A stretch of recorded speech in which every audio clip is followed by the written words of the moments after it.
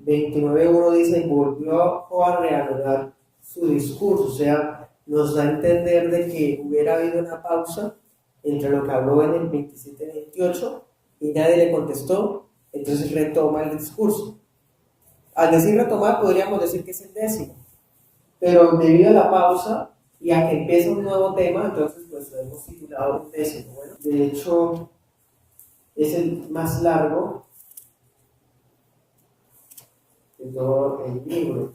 Este capítulo 29 lo hemos titulado como Nostalgia y desilusión de Job, porque vamos a ver dos cosas. Primero, extraña su prosperidad pasada.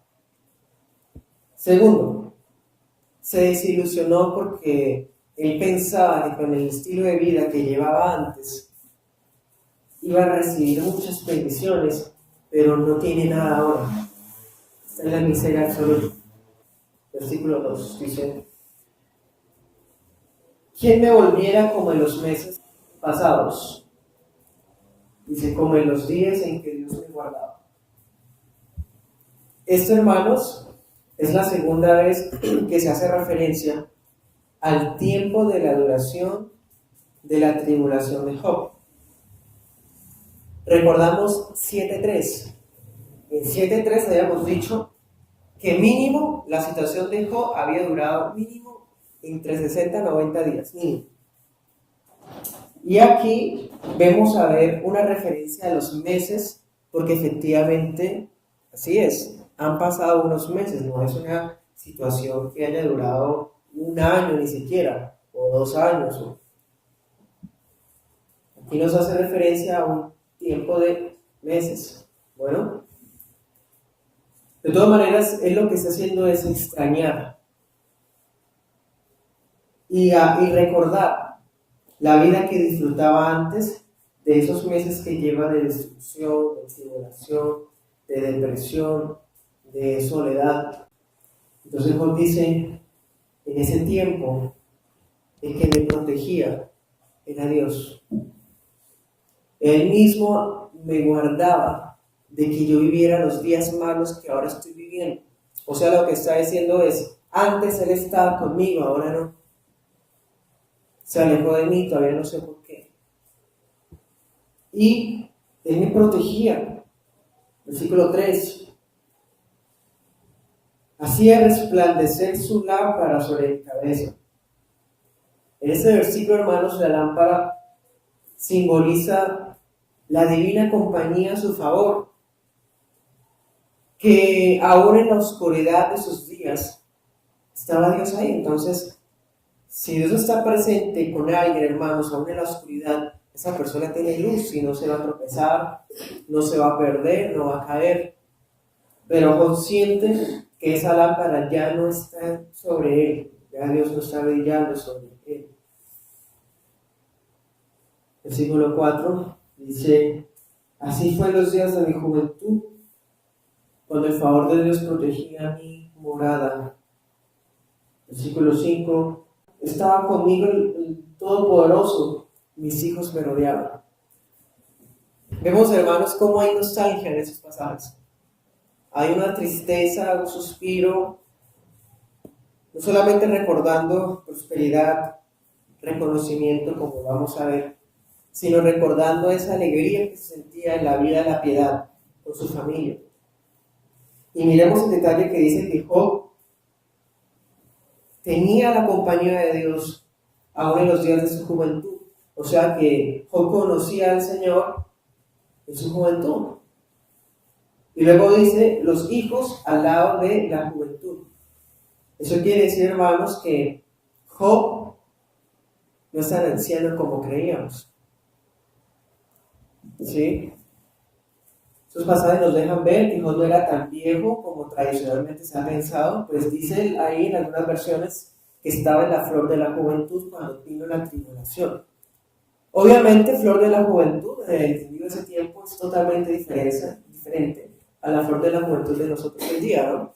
Pero pues sí da a entender, hermanos, de que todavía es un hombre fuerte y vigoroso, tanto así que en el 42:13 dice que va a tener otros 10 hijos con su esposa. Entonces sí era joven, hermanos.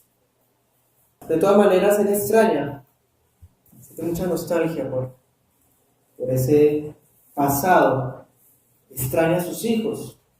Ese detalle, hermano, es muy sentimental, ¿cierto? Versículo 6.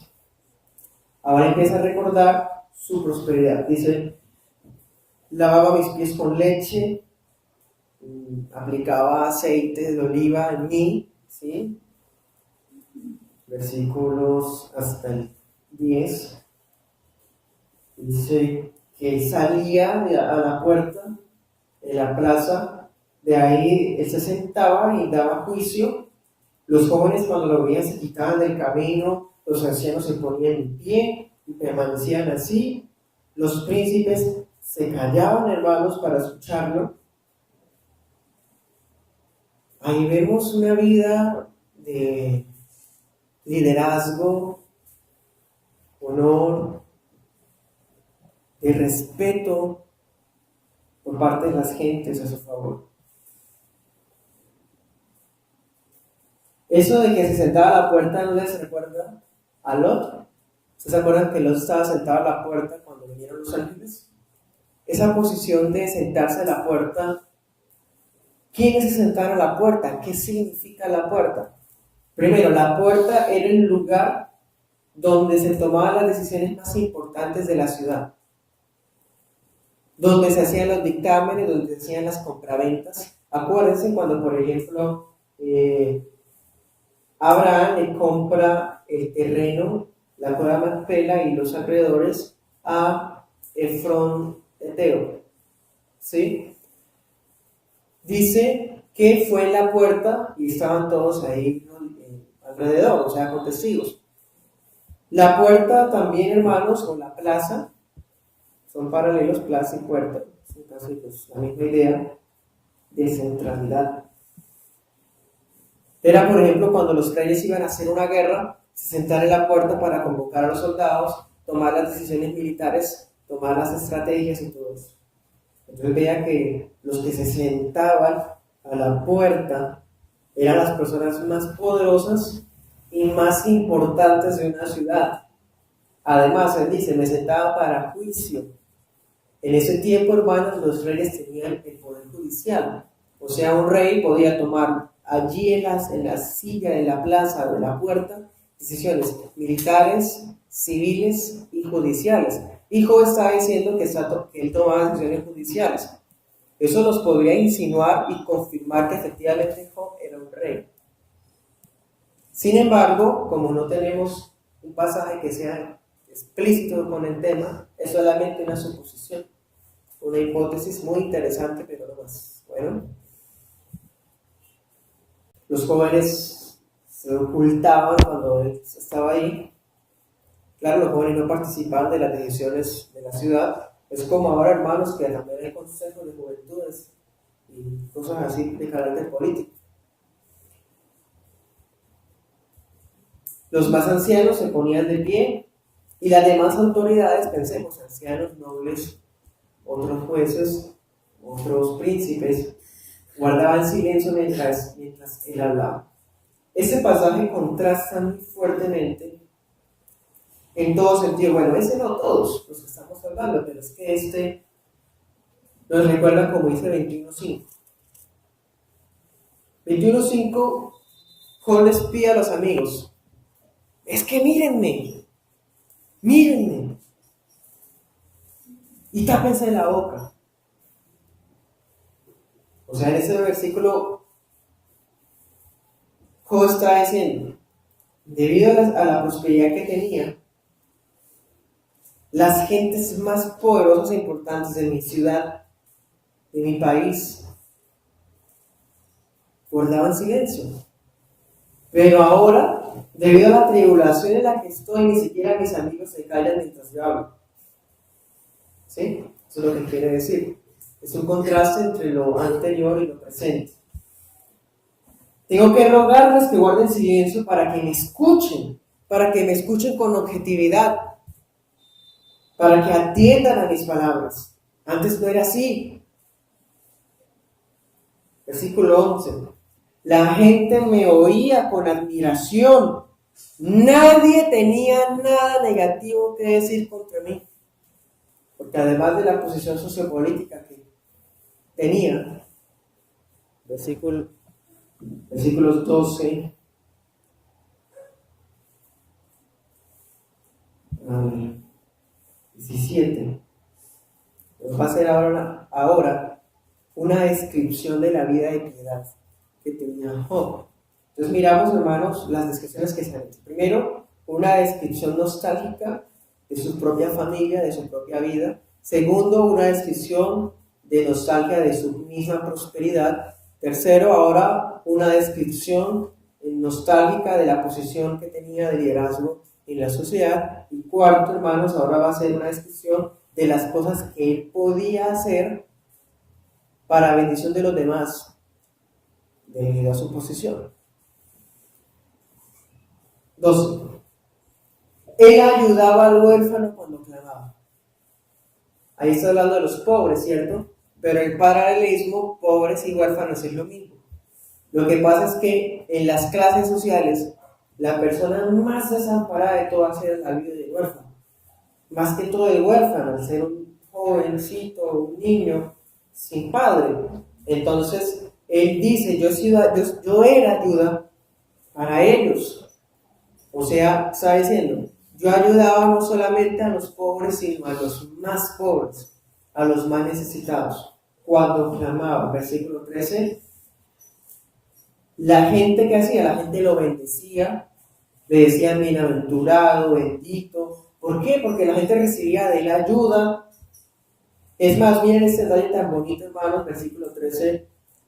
Job buscaba la alegría de las viudas desamparadas. O sea, él cuando veía una viuda desamparada, él propendía a que ellas cantaran de alegría con lo que él le podía dar. Ahí vemos, hermanos, la religión, como dice Santiago, verdadera, sin mancha y sin mácula. Ayudar en las necesidades a viudas y huérfanos, ¿se acuerdan lo que dice Santiago? En cambio, hermanos, en ese momento, ¿qué estaba pasando? ¿Se acuerdan? La gente se estaba amontonando para luchar. Eso nos recuerda, hermanos, a lo que Cristo sufrió. Porque cuando Cristo estaba en Jerusalén, la gente se aglomeraba para escucharlo, se deleitaba a escuchar las prédicas, se sorprendía, daban gloria a Dios cuando Cristo hacía milagros. Pero cuando Cristo encargaba su cruz, y estaba ya crucificado al mediodía, hermanos, todo el mundo así venía a la cabeza, lo insultaba desde lejos. ¿Y dónde está el recuerdo de todo lo que hizo y dijo? Aquí vemos, hermanos, similar a lo que Job le pasa. ¿Dónde está todo lo que Job les dio, les hizo, les dijo? Ahora se reunían para escupirlo, ¿se acuerdan? Para tirarle de polvo. Eso por una parte. Y por la otra parte, hermanos, Job está confirmando su rectitud una vez más para con los más desfavorecidos. Acuérdense, hermanos, por allá en el 24:3. Job había dicho, los malvados se llevan el asno de los huérfanos, toman en prenda el buey de la viuda, ¿sí? O sea, no ayudan a los necesitados, sino que les quitan sus únicas posibilidades de sobrevivir. Los amigos, en especial Elifaz, habían calumniado a Job de que él había defraudado, robado y oprimido a viudas y huérfanos. Entonces aquí en este punto Job está diciendo, no es cierto. Todo lo contrario, yo era la ayuda inmediata, el auxilio para ellos. Versículo 14, hermanos, un pasaje muy lindo también, porque nos dice que más importante que las ropas finas que él tenía, más importante que las grandes posesiones con las que contaba, lo más importante para él eran las ropas de justicia que tenía. Esas ropas de piedad eran lo que realmente le daban color y gloria a su vida. Él no se jacta, hermano, de sus posesiones, de sus vestiduras, porque ni siquiera nos dice cómo eran. Lo más seguro es que fueran vestiduras muy importantes, muy llamativas, al ser una persona de esa posición. Pero él dice, no, lo más importante para mí era la honestidad, la rectitud, la justicia con la que me vestía todos los días. Versículo 15-16. Yo era ojo para el ciego, ojos para el ciego, pies para el cojo, padre para los necesitados. O sea, padre, ¿cuáles necesitados? Huérfano y viuda, ¿no? Porque la viuda no tiene padre y el esposo murió, ¿sí? Y el hijo pues está huérfano, entonces él era padre de los necesitados. Job 4:3. Antes de que el debate se hubiera vuelto candente y apasionado, Elifaz le había dicho esto a Job: tú enseñabas a muchos y fortalecías las manos necesitadas. O sea, todo el mundo sabía, hermanos, que eso es cierto. Lo que pasa es que, tristemente, para fortalecer sus propios argumentos contra Job, ellos tienen que recurrir a la calumnia. Bastante triste. Cuando las personas ven que no pueden atacar el argumento, usan una falacia que sirve para no atacar el argumento, sino atacar a la persona. Entonces, como no son capaces de convencer a Job de lo que Job era, hacía, entonces empiezan a calumniarlo a él. De todas maneras, hermanos, vemos que es falso. La honradez y la caridad de Job adornaban su testimonio. Y que decía la Escritura: la fe sin obras es muerta. Pero vemos que la fe de Job también tenía obras. Y mire que esas obras trascendían su propia vida personal, porque sus hijos eran piadosos. Pero también trascendía su vida familiar, porque también él ayudaba a los que vivían fuera del círculo de su hogar, a los más necesitados. Versículos 16 al 17, en referencia a su rol de juez, dice: cuando venía a mí un asunto difícil, yo investigaba con diligencia, es lo que está diciendo. Investigaba con diligencia porque mi finalidad era buscar al culpable, al inicuo, para romperle los dientes. En otras palabras, yo investigaba, averiguaba el caso, y cuando encontrara al culpable, yo mismo me encargaría de darle un pago ejemplarizante. O sea, algo que hiciera que los demás malvados temieran cometer las mismas cosas. Y también hacía que el malvado indemnizara por los daños a las personas. Ahora vamos, hermanos, 18 al 20. En este punto, Job hace un comentario en el que confiesa que por llevar una vida ejemplar como la que estamos mirando que tenía, él estaba seguro que iba a tener una muerte tranquila, que iba a morir rodeado de sus hijos, que iba a morir lleno de días. O sea, él dice: mi vida privada estaba en paz con Dios, mi vida familiar estaba en paz con Dios, y yo ayudaba a todo el mundo. Mi vida estaba en paz con todos. Entonces yo esperaba, yo pensaba que así como yo vivía en santidad, en justicia, en rectitud, así también yo iba a recibir las bendiciones de Dios. Así también yo iba a recibir, proporcionar a lo que yo hacía, a mi justicia, bendiciones, largura de días. ¿Qué estaba diciendo Job, hermanos? Yo creía en el principio de retribución y estaba segurísimo. Ahí vemos la desilusión de Job. Estaba seguro que con esa forma de vivir que tenía, mis hijos iban a durar conmigo siempre. Que cuando fuera a llegar el día de mi muerte, allí en ese lecho de muerte, ellos estuvieran rodeándome. Y ese lecho de muerte lo iba a tener yo después de haber vivido una larga vida. Porque al justo se le da mucha vida. Yo pensaba eso. Pensaba que toda mi vida me iba a lavar con leche y aceite. Que iba a tener toda ese respeto por parte de las personas.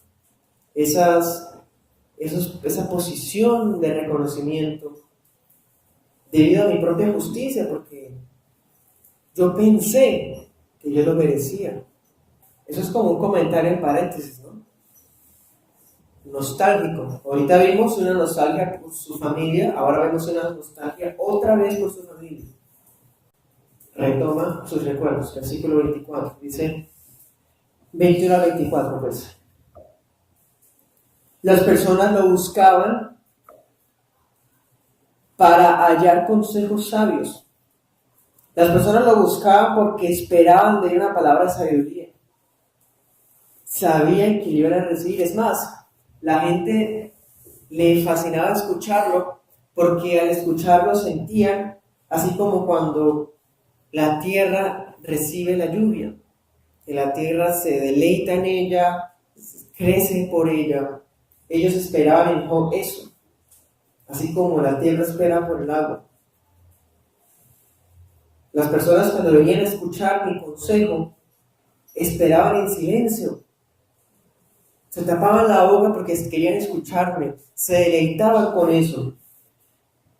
Y cuando me venían con el caso y me lo contaban, esperaban con expectativa qué es lo que yo les iba a decir. Y todo lo que yo les decía les agradaba. Lo miraban asertivamente. Versículo 24, es más, a veces yo me reía con ellos y ellos no lo podían creer. Si yo sonreía con ellos no podían creer que yo estaba riendo con ellos. Mi mirada, mi sonrisa era motivante para aquellos que estaban desanimados. Hermanos, qué hermoso. Esa es la vida de la piedad. No es una mirada de reprobación, de censura. No es una sonrisa hipócrita y fingida. Era tan transparente, hermanos, que su mirada y su sonrisa motivaban a las personas que estaban desanimadas. Versículo 25. Job era como un rey en medio de su ejército. Ahí vemos otra referencia a la posibilidad, ¿no?, de que fuera rey. Tal vez es la más clara de todo el libro. O sea, ¿qué estaba diciendo? A pesar de lo alto que yo ya estaba en la cúspide de la sociedad, siempre fui sencillo, siempre fui humilde. El más necesitado podía acudir a mí y yo lo miraba y conversábamos. A pesar de estar en la cúspide de la sociedad, aún así, yo era consuelo para el que lloraba. Entonces, hermanos, en este capítulo hemos visto que Job suspira, añorando todo eso. Qué vida que tenía. Cómo la extraño. Cuánto desearía revivir esos días que se acabaron, cuando Dios estaba con él. Entonces miremos, hermanos, que aunque él añora todo eso, podemos percibir en él como un hermano en nosotros, por el Espíritu Santo que nos ilumina, que más que poseer todas aquellas cosas, todos aquellos reconocimientos que disfrutaba, lo que él más extraña es el sentir que Dios está con él. Él desea volver a sentir que Dios es su amigo. Porque cuando eran amigos, tenía esa vida. Pero ahora, hermanos, que se alejó de él, que no sabe por qué, extraña, hermanos, con muchísima nostalgia eso. Y se desilusiona porque, hermanos, él tenía unas expectativas que no fueron reales. Es así, hermanos, como ninguno de los santos. Lo que no significa que porque andamos en justicia y rectitud, Dios vaya a cumplir nuestros planes. De que estemos en justicia y rectitud, Dios nos vaya a dar lo que creemos que merecemos. Ese es, hermanos, el legalista que llevamos dentro, el que reclama lo que merecemos, el fariseo que tenemos dentro. Ese fariseo, hermanos, muchas veces, y a lo largo de la historia de la iglesia, también ha sido humillado de todos. Y miren que la prosperidad no es símbolo de la presencia de Dios. Porque aunque aquí, hermanos, como está en la miseria absoluta, Dios está con él. Otra cosa, sentir a Dios no es garantía de que Dios esté ahí. No sentir a Dios no significa que Dios no esté ahí. Porque Job siente que Él no está ahí. Que Dios dejó de ser su amigo. ¿Eso es cierto, hermanos? No, no es cierto. Porque tampoco, hermanos, podemos sujetar la voluntad de Dios y la presencia de Dios a nuestros sentires, a nuestros sentimientos y emociones volubles, vanas y engañosas. Dios, hermanos, no pulula, no como nuestros sentimientos. Él no está arriba y abajo como nuestras emociones. Él siempre es fiel. Esas lecciones jamás, nunca las había vivido Job, aunque sus consejos eran sabios. Nosotros, hermanos, ahora que conocemos la Escritura y hemos visto a profundidad la situación de Job, sabemos, hermanos, qué es lo que significa la tribulación de un justo. Y podemos entonces nosotros también dar consejos sabios con base en las experiencias de los santos de las Escrituras e incluso de los hermanos fallecidos en la historia de la Iglesia. Nuestras propias experiencias muchas veces en el pasado, como lecciones de carácter personal. Todo eso lo que hace, hermanos, es moldearnos cada vez más a la imagen de Cristo, para poder vivir, hermanos, plenamente en la piedad para la gloria del Señor. Vamos a estudiar, con el favor del Señor, si Él nos permite, todo el capítulo, estos 31 versículos. Empiezo diciendo lo siguiente. Podríamos distribuirlo en dos partes. Del 1 al 15, que la plebe se estaba burlando de él. Y del 16 al 31 son quejas personales. Entonces la predicación de hoy se titula Un décimo discurso de Job, segunda parte, porque la primera es el capítulo 29. Y como subtítulo, para pues hablar de lo que está encerrando el capítulo, es Angustias y quejas del presente de Job. En el capítulo anterior, Job suspira, tiene nostalgia, extraña y un tanto decepcionado. Y en el capítulo anterior, él expresa su vida pasada, o sea, nos narra todo lo que él vivía, todo lo que él tenía, todo lo que él disfrutaba antes de que ocurriera la aflicción que le sobrevino. En ese capítulo 30 él continúa hablando, porque todo eso es un solo discurso, desde el capítulo 29 hasta el capítulo 31 es el último discurso de Job. Sino que el que distribuyó los capítulos pues partió en tres ese discurso, pero todo eso es lo que él está hablando, seguido. Y en ese capítulo 30, hermanos, pues ya que comparó el pasado próspero, honorable que tenía, ahora lo va a comparar con su presente miserable y enfermo. ¿Sí? También vamos a mirar que a partir del versículo 16 en adelante, en medio de su grito de angustia, eleva una oración a Dios, ¿sí? Donde expresa sus quejas y donde expresa impotencia.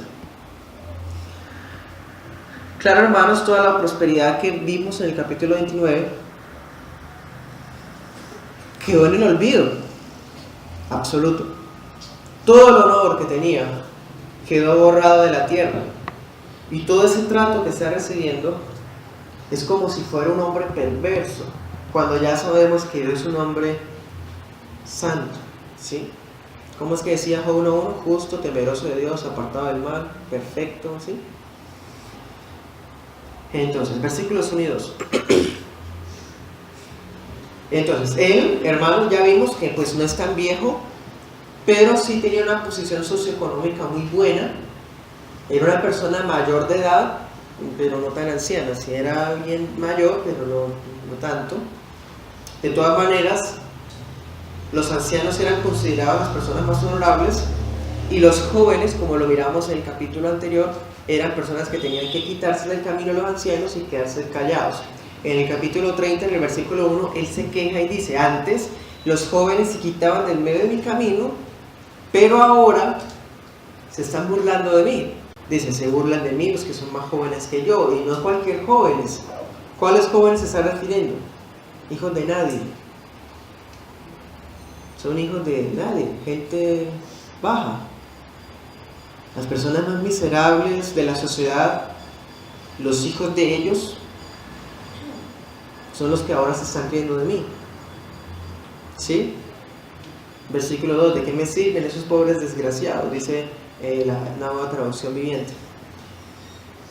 Es decir, son personas que no solamente eran los más miserables de la sociedad por su condición cultural, sino también por su pobreza material. Y no solamente por eso, sino porque eran las personas menos eficientes en el trabajo. Entonces, mientras en su estado anterior él contaba con el prestigio de la alta sociedad, y aún las personas ancianas más venerables guardaban silencio delante de él, ahora los jovencitos, hijos de nadie, se están burlando de él. Versículo 8 nos dice, esos son necios, hijos de nadie, gentuza de la sociedad, dice el versículo 8. Versículos 3 al 4 dice, están demacrados por la pobreza. Versículo 4, arrancan verduras silvestres. Esos dos versículos lo que están haciendo que es, él está describiendo a esos jovencitos hijos de nadie, ¿sí? Aquellos jóvenes que se están burlando de él, que lo ven tirado en el suelo, esos jóvenes que un día Job no les dio de pronto trabajo debido a su proveniencia, a su pecado y a su ineficiencia. Ahora esos hijos de nadie se están burlando de él. Personas demacradas, personas que les tocaba ir al desierto a buscar entre las ramas que comer. Aquí vemos, hermanos, el tema de la distribución social. Vimos una descripción muy alta de lo que era Job. En ese capítulo nos encontramos con unos hijos de personas en la pobreza absoluta, que hasta dice que vivían en barrancos, versículo 6. Vivían en barrancos, en cuevas, versículo 7, se ponían debajo de ortigas, o sea, eran personas que vivían en la miseria total. Pero hoy día, hermanos, las personas muchas veces sienten cierta lástima. Tristemente lo que se siente es lástima y no compasión. Lástima porque los ven ahí, hermanos, pero no saben que muchas veces, como en este caso, son personas que aman esa vida. Eran jovencitos, hijos de nadie, pero que ellos amaban ser eso. Se están burlando de alguien que quizá y muy seguramente una vez les dio la mano. ¿Se acuerdan? El capítulo anterior nos decía que Job había ayudado a muchos. Seguro que a ellos también. Pero ahora, hermanos, estos jovencitos hijos de nadie son tan malos, perversos, inconversos, que se están burlando de aquel que ahora está pasando una situación difícil. Entonces vemos, hermanos, que muchas veces las personas que están en la miseria absoluta son personas que les gusta estar así o vivir así, no siempre, pero en el caso de esos jovencitos hijos de nadie sí pasaba eso. Versículos 3 al 4, entonces hace referencia al enebro, algunas versiones dicen enebro. ¿Qué es el enebro? Enebro es una planta que crecía en pantanos del desierto. Eran unas ramas, hermanos, que no son comestibles. Entonces el versículo pone adrede enebro, ¿por qué? Porque está diciendo que estos jóvenes hijos de nadie eran tan miserables que preferían irse al desierto a comer enebro. Comida que se supone que no se debe comer. No se puede comer porque son plantas secas que pueden hacer daño. Un contraste, entiendan esto. Siendo él quien era, ahora la gente más baja de la sociedad se está burlando de él. Eso era un deshonor absoluto. Eso es lo que lo angustia también tanto a él. O sea, no solamente perdió todos sus bienes, su familia fue arrasada a excepción de su esposa, pero su esposa lo dejó solo porque ella está destruida. Y no lo consuela a él, sino que lleva su vida por allá sola. Los amigos están calumniándolo. Y ahora, hermanos, por si fuera poco, la escoria de la sociedad lo abuchea. A pesar de que él siempre fue una persona objetiva, compasiva, que los ayudó una vez. Versículo 5. Miremos la sociedad, cómo trataba a esas personas. Dice que los expulsaban y les gritaba como si fueran ladrones. Mirábamos, hermanos, que Job no hacía eso, él recibía a la gente, ¿se acuerdan? Pero la demás sociedad echaba a esas personas del camino, los trataba como si fueran ladrones. Versículo 7, como ya lo decía, tenían que habitar en cuevas y arbustos fuera de la ciudad. Algunos hermanos podría decir que Job está siendo muy despectivo, le está diciendo hijo de nadie, escoria, demacrado, bueno, está diciendo palabras que suenan muy fuertes, ¿cierto? Podemos notar cierto grado despectivo, bueno, algunos pueden notar cierto grado despectivo en las palabras de Job contra esas personas. Pero hermanos, eso no significa que Job los haya tratado así siempre con desprecio, no. Job no siempre se ha referido a ellos despectivamente. De hecho, no está haciendo mal con hablarles de esa manera. Porque hermanos, si eso fuera así, si estuviera mal, o si Job siempre hubiera tratado a la gente, especialmente esa, con ese desprecio, entonces se mancharía la integridad de la que se ha dado testimonio en todo el libro. Todo el libro nos ha dicho que Job es un hombre íntegro. El Espíritu Santo ha dado testimonio de quién es Job. Y Job mismo nos ha contado su propia experiencia. Por lo tanto, no siempre le ha hablado de esa manera, nunca lo habría hecho. También, hermanos, sería una contradicción, porque si en este capítulo está diciéndoles, tratándolos de una forma despectiva ese sector de la sociedad, ¿por qué en el capítulo anterior sí los decía que los trataba con compasión y los recibía? Entonces, si alguien dice que lo que Job está haciendo en el capítulo 30 está mal, estaría diciendo que la Biblia se contradice. Y nosotros como cristianos sabemos que eso no es cierto, eso es falso. No es que la Biblia se contradiga, es que hay malos lectores. Entonces, hermanos, Job siempre ha brindado refugio al necesitado. Eso lo decía el capítulo 29. Pero en este capítulo pareciera como si estuviera teniendo prejuicios racistas o como si tuviera una actitud altiva. Pero eso solamente pareciera, porque no es así. Las personas íntegras, los santos de la iglesia, los hijos de Dios, no tenemos prejuicios racistas ni tampoco somos gente altiva. Versículo 8 dice: hijos de gente vil, baja o escoria o nadie, hijos de nadie, hombres sin nombre, ¿sí? Sin nombre es nadie, gente que no es importante, más bajos que la misma tierra, plebe. Entonces miremos, hermanos, que no está pecando Job con hablar así a estas personas. ¿Por qué? Porque es evidente que esas personas, aunque eran pobres y necesitadas, mantenían sus caminos de necedad. A pesar de la ayuda que una vez les brindó Job, a pesar del testimonio de fe que Job brindaba, seguramente las exposiciones de la palabra que alguna vez haya hecho públicamente, debido a su posición en la ciudad que tenía, esas personas preferían continuar en sus caminos de pecado. Se les decía las cosas, pero seguían siendo tercos y obstinados en su maldad, en su pecado. Por eso dicen algunas versiones el versículo 8, por ejemplo, la NTV dice, son necios. Claro, qué despectivo hay en decirle la verdad a la gente. Como cristianos, no estamos obligados a tirar nuestras perlas a los cerdos. Mateo 7:6. Job los ayudó, Job les brindó testimonio, consuelo, pero esas personas preferían mantener su vida en la miseria, seguían en el pecado y ahora están burlándose de él.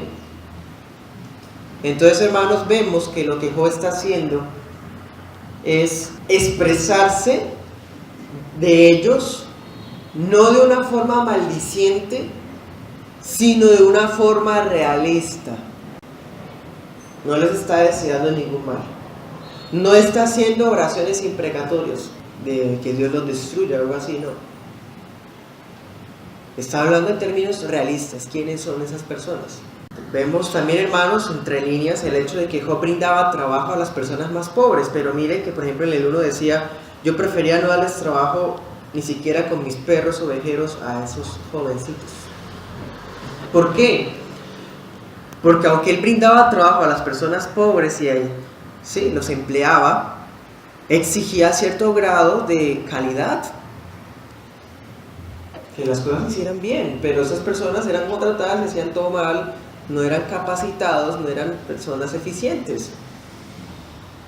También notamos, hermanos, ira en Job. Ira, porque no está recibiendo de ellos el mismo trato que Job sí les dio. Job los trató bien antes, con misericordia, ahora no están recibiendo eso de ellos. Entonces vemos, hermanos, que Job está dejando de lado aquella compasión que una vez les brindó y los está mirando tal cual son. Nosotros como cristianos no idealizamos a la gente, las vemos tal cual son. Si son inconversos, son pecadores con la imagen de Dios, pecadores.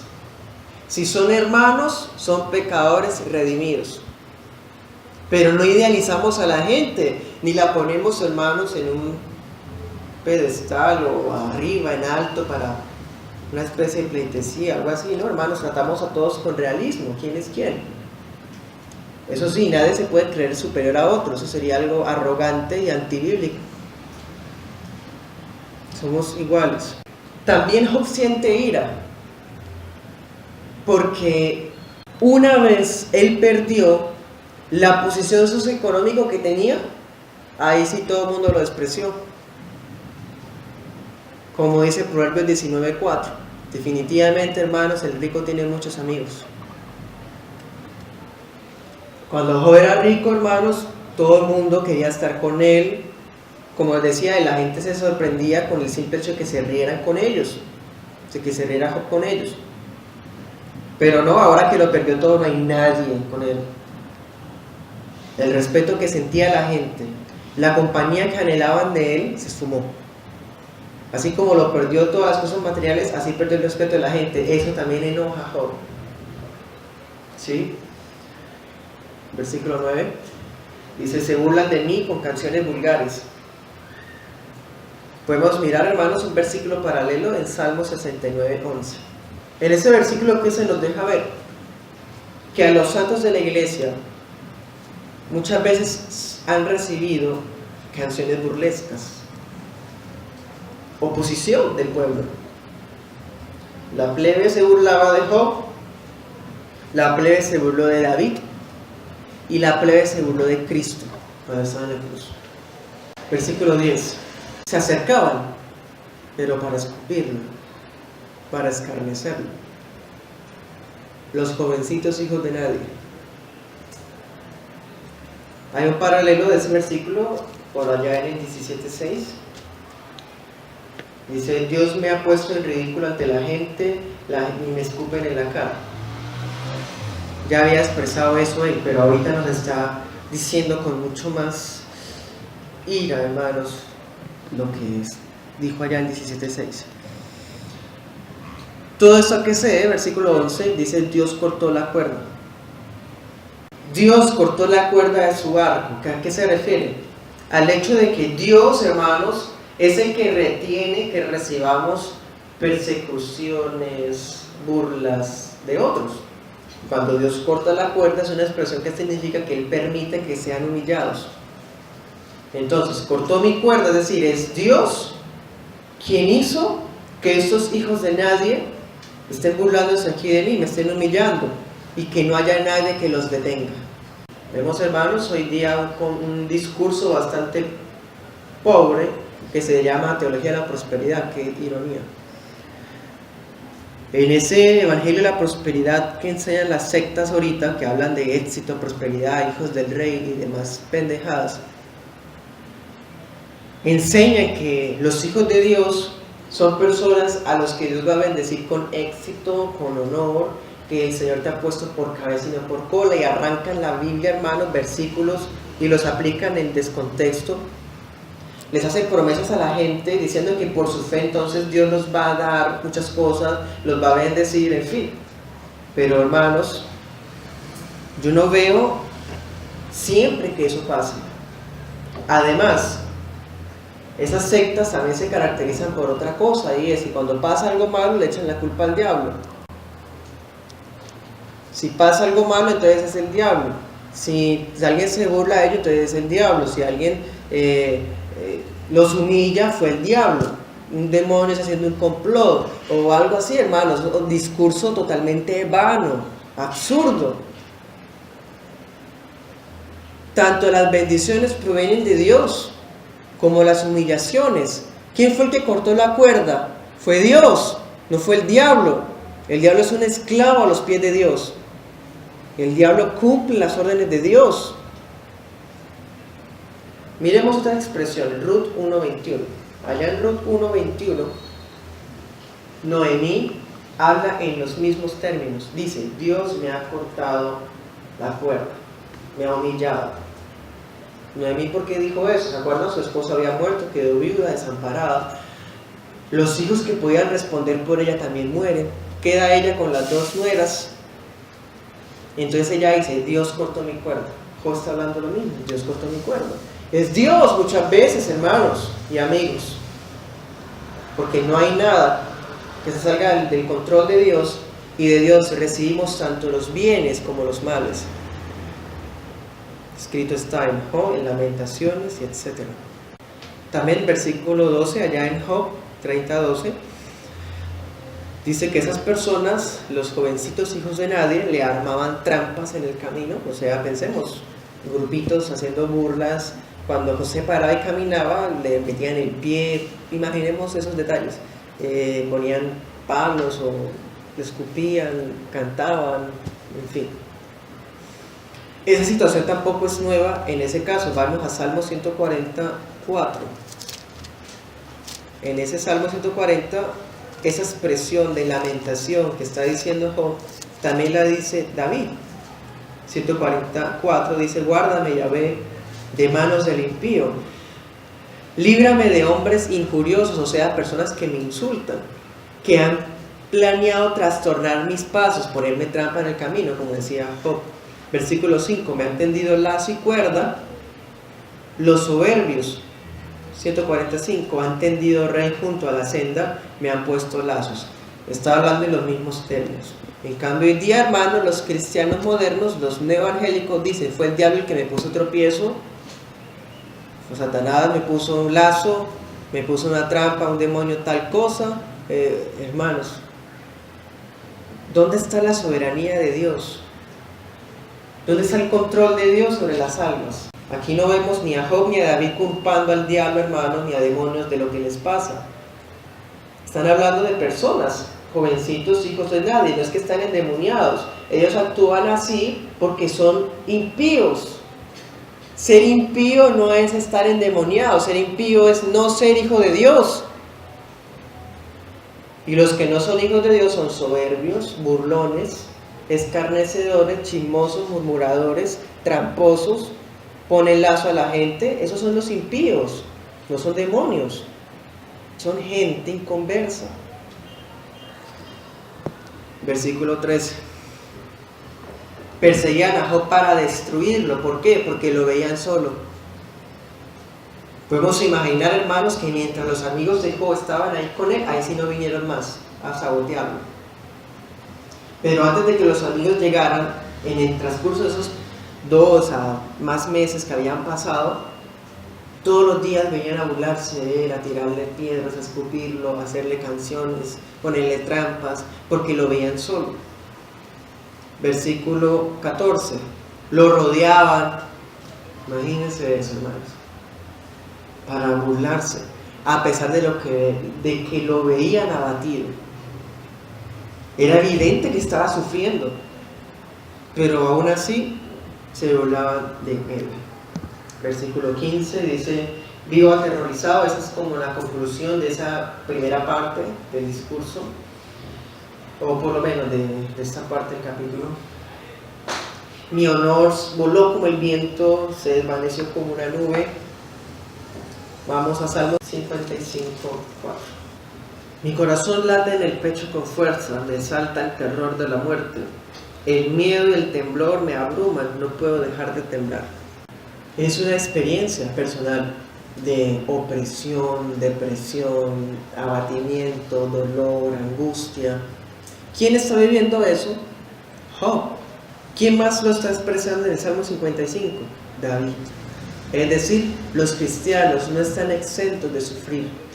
Los cristianos no están exentos de dolor, de abatimiento, de burla, Hermanos, no. Usted tiene a Cristo en el corazón, amén. Pero de todas maneras, en este mundo tendremos aflicción. No hay prosperidad prometida para nadie.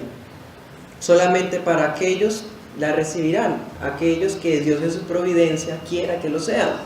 Y aquellos que no, pues no. Y no pueden, hermanos, quejarse o hacer un pacto con plata para entonces comprar el favor de Dios. Eso es, hermanos, tristemente el discurso de las sectas, que son gran mayoría en Colombia.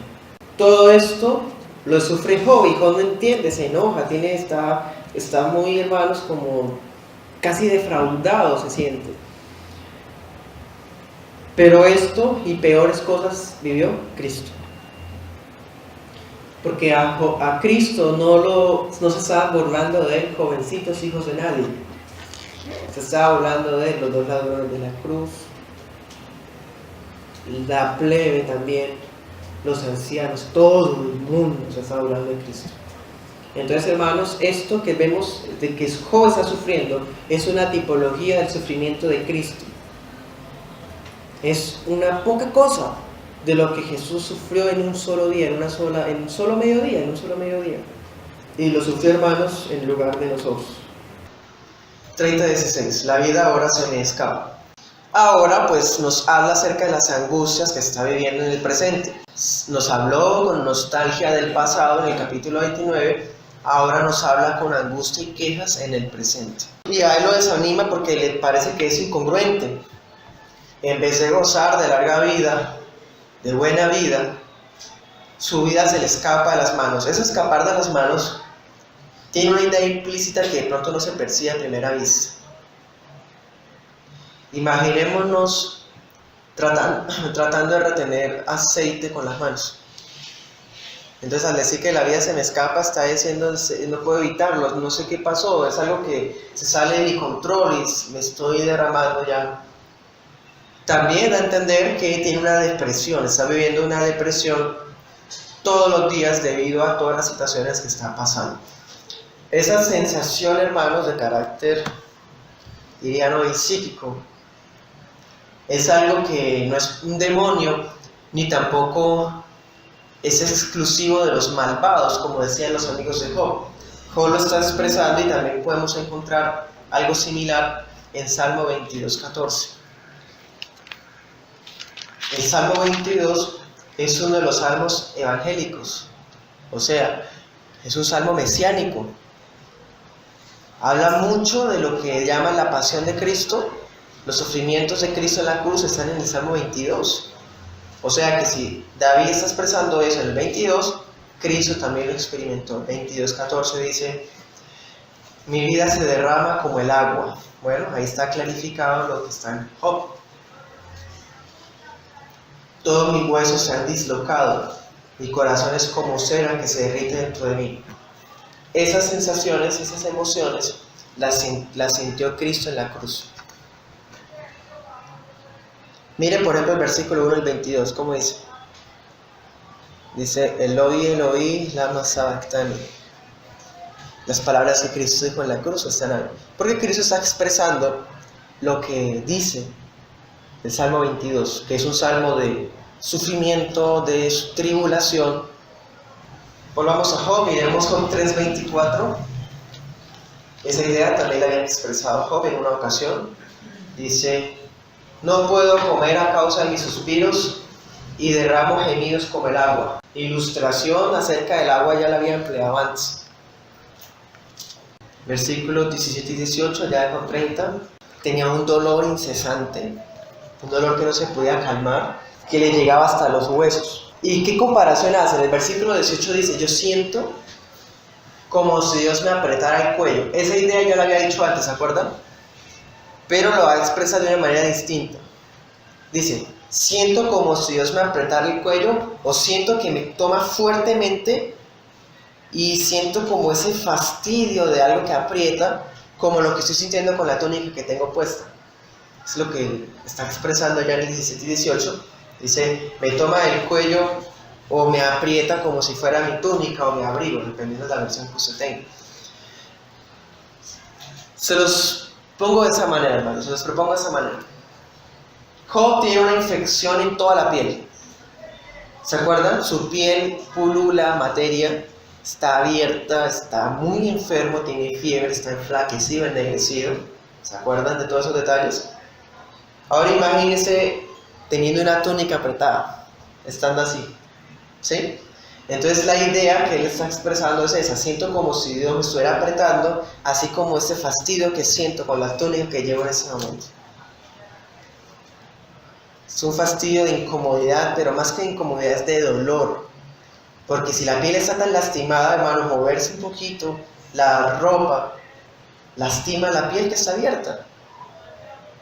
O se le pega la piel con la ropa con la piel, pues. Versículo 27 dice, tiene el corazón inquieto todos los días. Es algo así, hermanos, como una crisis de ansiedad que él está teniendo.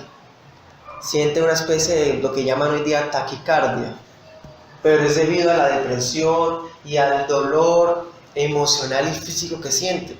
Es una desesperación que hace que siente un palpitar constante y anormal en su corazón. Versículo 30. Estoy leyendo los versículos que hablan acerca del estado físico de él. 30 dice lo que le estaba diciendo, su piel se ha ennegrecido, recordemos que debido a la fiebre, al sol, a la intemperie, a la suciedad, a la desesperación, a la soledad, bueno, su piel se ha ennegrecido, siente fiebre hasta en los huesos. Miremos Job 17:14. Entonces, está diciendo que la piel se le cae a pedazos y que los huesos le arden de calor. Y allá en 17:14 se queja con el Señor, lo cual ahorita lo va a volver a hacer. Dice, ¿qué pasará si llamo padre a la tumba y madre o hermano de los gusanos? O sea, siento que en cualquier momento voy a morir y los gusanos son mis hermanos. Es una expresión poética que destaca, hermanos, su situación de salud. También hay una idea similar en el Salmo 102:3. Mis días desaparecen como el humo y los huesos me arden como carbones al rojo vivo. Salmos tiende a ser mucho más expresivo, ¿no? Cuando, es más, muchas veces pasa, como ustedes se han dado cuenta a estas alturas, que esa es la predicación ya número 40 de esta serie expositiva. Se han dado cuenta que muchas veces para poder entender lo que expresa el autor de Job, con que leamos un salmo lo entendemos, ¿sí? Porque Salmos es mucho más íntimo, mucho más personal. En cambio, pues Job tiene su toque personal porque es un hombre quejándose de su propia situación. Pero al ser un libro tan antiguo y de hombres tan mayores, o por lo menos no tanto como pensamos, pero pues sí mayores, tienen expresiones poéticas que hacen que parten del hecho de que el lector las entiende. Pero bueno, gracias al Señor por la armonía que hay en su palabra, porque cuando hay un versículo que no nos es claro a primera vista, hay otro que sí nos aclara la situación en otro pasaje, porque la Biblia es un propio intérprete. Entonces Salmo 102:3 nos habla un poquito más acerca de esa sensación de enfermedad. Decía Job, me arden los huesos. Salmos dice, es como si tuviera los huesos al rojo vivo, ¿sí? Es la misma idea, fiebre muy alta, incontrolable. Volvamos a ver Salmos, a Job 30:19. De hecho, podríamos resumir el capítulo en ese versículo. Dice, me ha lanzado al barro. ¿Quién? Dios. Me tiró al barro. Un empujón, como si lo hubiera botado al suelo. no soy más que polvo y ceniza, dice la NTV.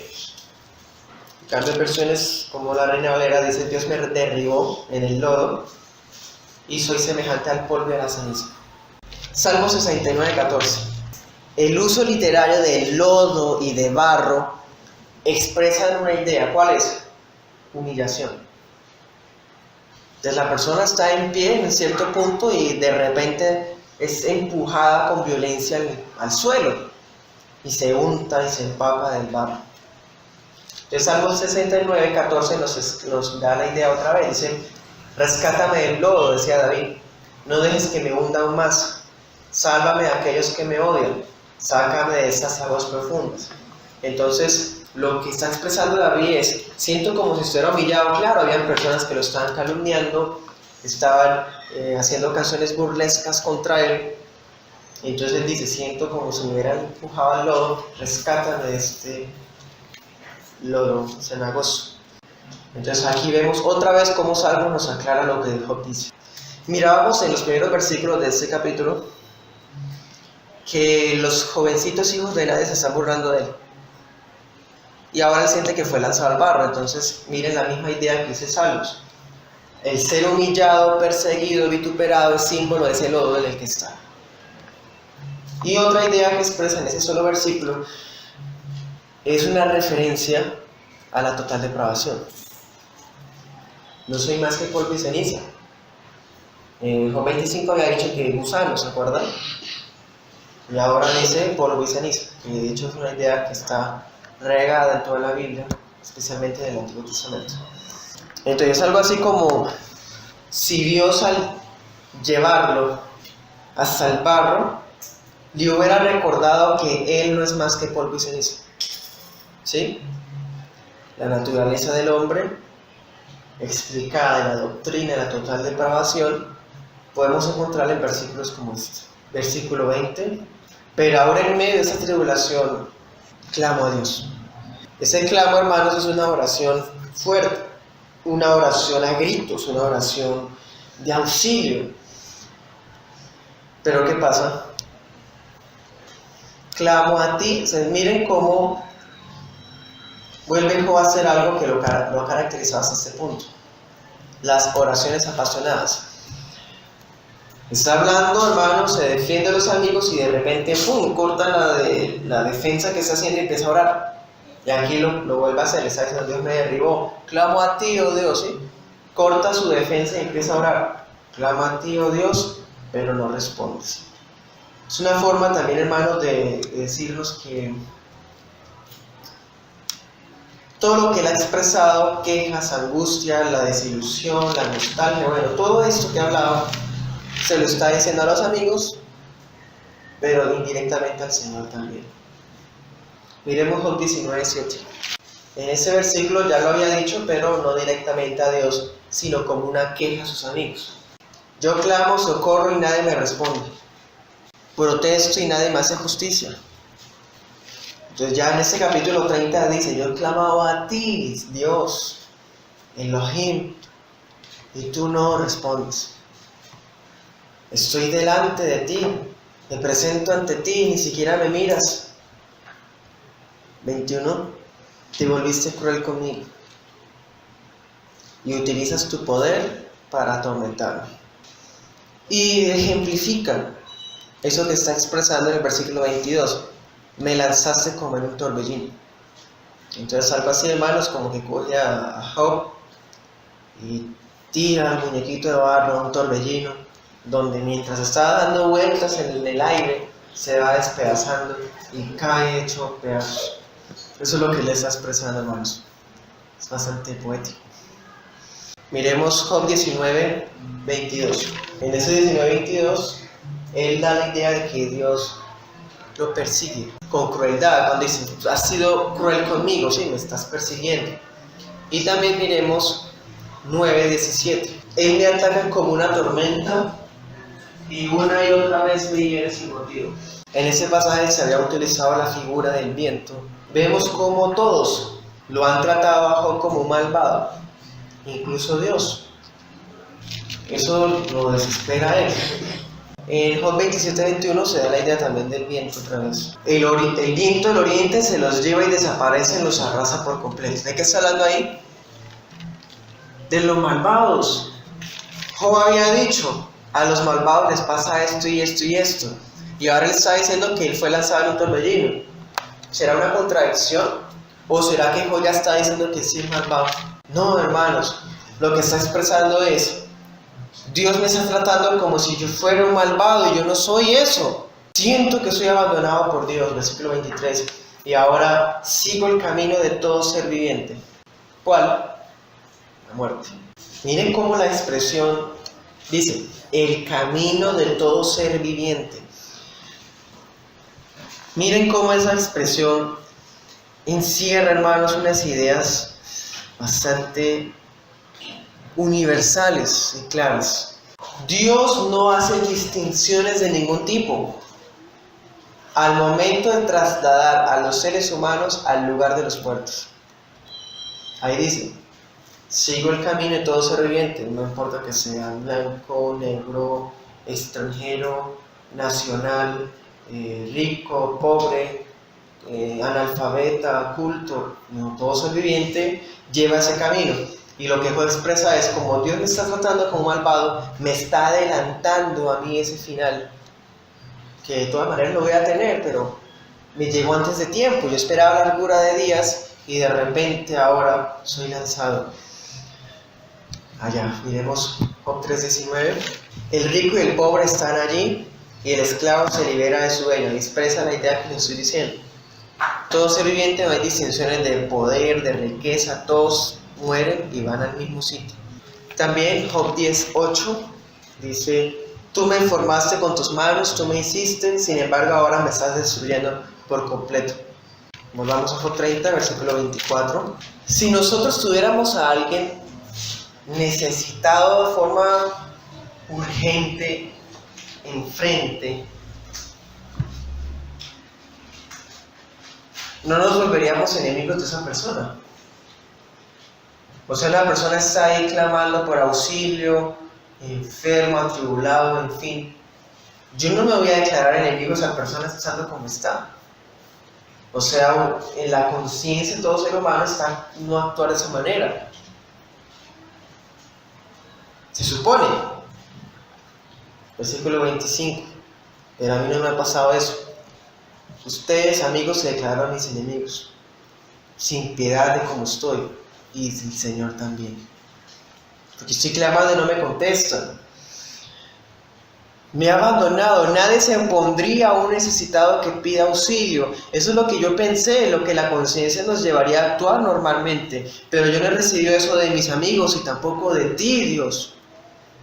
¿Cuál es la norma del prójimo que tenemos en Romanos 12:15? Dice, lloren con los que lloran. Y aquí no, aquí él está llorando y las personas se vuelven enemigos de ellos. De él, pues de Job. Entonces, hermanos, vemos cómo Job esperaba el bien como una retribución. Él decía, es que yo ya andaba en rectitud, por lo tanto merezco esto y estas cosas. Él esperaba que como retribución de la rectitud de su pasado y de su presente, él recibiera un trato especial. Pero no solamente eso, versículo 26, él esperaba, hermanos, que así como una vez brindó el bien a la gente, ahorita el capítulo anterior lo mirábamos, él nunca le negó la ayuda a nadie. Entonces, así como esperaba el bien de parte de Dios por el principio de retribución, también esperaba que la gente que él ayudó una vez viniera a auxiliarlo. Así como brindó auxilio a los desamparados, él también recibiría esa compasión. Pero no, ni de Dios, ni de la gente, ni de los amigos, ni de la esposa. Hermanos, nadie absolutamente. Versículo 28. Siente como si, miren esa expresión poética. Imaginémonos al peregrino, hermanos cristianos, caminando el hermano cristiano peregrino, caminando por valles de sombras de muerte. Toda hay oscuridad, el sol se ocultó a su vista, a su camino. Eso es lo que le está expresando, el sol se ocultó de mi camino. siento que estoy todo en oscuras y voy caminando en pleno día, pero el sol no alumbra para mí. Sí, eso es lo que él está dando a entender de forma poética. Versículo 29, me volví amigo de chacales y avestruces. Hermanos, esos dos animales tienen una característica en común en las escrituras, y es que viven en lugares desolados. Por lo tanto, la referencia al avestruz resalta el alejamiento que tiene de la sociedad. Sí, claro, ¿se acuerdan? Todos lo están abucheando, él está por allá lejos en un montón de escombros, rascándose, ¿sí? Entonces está como el avestruz, por allá solo, alejado de la civilización. Y la referencia al chacal, ustedes saben que ese animal hace unos gritos muy horribles, que pareciera como alguien llorando o a veces riendo. Entonces la referencia al chacal es una forma de decir de que en medio de la soledad él gime sin cesar. O sea, esos ruidos como el chacal que son desesperantes, él los está haciendo también. Bastante gráfico, ¿no? Salmo 44, 19. Nos aplastaste en el desierto donde vive el chacal. ¿Sí? Nos cubriste de oscuridad y muerte. Ahí vemos el uso del animal del chacal como símbolo de que vive lejos en la oscuridad. También miremos, por ejemplo, Miqueas 1:8. Por lo tanto lloraré y me lamentaré, andaré descalzo y desnudo, aullaré como un chacal. Entonces vemos, hermanos, cómo la Biblia nos clarifica lo que él está expresando. Entonces vea que no solamente Salmos nos sirve para dar la aclaración, sino que los profetas muchas veces emplean términos poéticos para dar sus oráculos. Y ya para terminar, en el versículo 31, usted se acuerda que nos había dicho que se bañaba en aceite, en leche, en fin. Entonces, si los instrumentos musicales eran propios de la felicidad que tenía, de las fiestas que llevaba a cabo muy seguido, no porque fuera parrandero, sino porque era una persona gozosa, ¿sí? Ahora los instrumentos que tiene, o los instrumentos que una vez sirvieron para expresar felicidad, servirían para entonar cantos fúnebres. Y así termina, hermanos, este capítulo. Me resta decirles, hermanos, que todo ese sufrimiento de Job es algo insoportable, algo, hermanos, que volvería loco a cualquiera, algo, hermanos, que si fuera un pagano se hubiera suicidado, algo por el estilo, como ya hemos hablado antes. Pero él es capaz de perseverar porque Dios es el que persevera en él, Dios lo está preservando, para que sea capaz de resistir, hermanos, tantísima presión de todos lados. De esa manera Dios está humillando a Satanás, demostrándole que sus hijos perseverarán hasta el final, ¿sí? Y además, otra cosa, esos sufrimientos que Job está viviendo aquí son solamente una tipología pequeña del sufrimiento que Jesucristo llevó a cabo en la cruz en el pago de nuestros pecados. Esa soledad, ese estado miserable en salud, reconocimiento, muerte, todo eso lo vivió Cristo en tan pocas horas, que lo llevó, hermanos, a morir por nosotros. En ese sentido, el sufrimiento no es una purga por nuestros pecados, porque esa purga que si era necesario pagarla a nosotros, ya Cristo la pagó por nosotros. Entonces las pruebas y tribulaciones, hermanos, no hacen parte de una purga por nuestros pecados, sino más bien ahora les resta es convertirse en un proceso de purificación y perfeccionamiento de la obra que Cristo empezó en nuestras vidas, para cuando Él regrese nos halle perfectos. Oremos.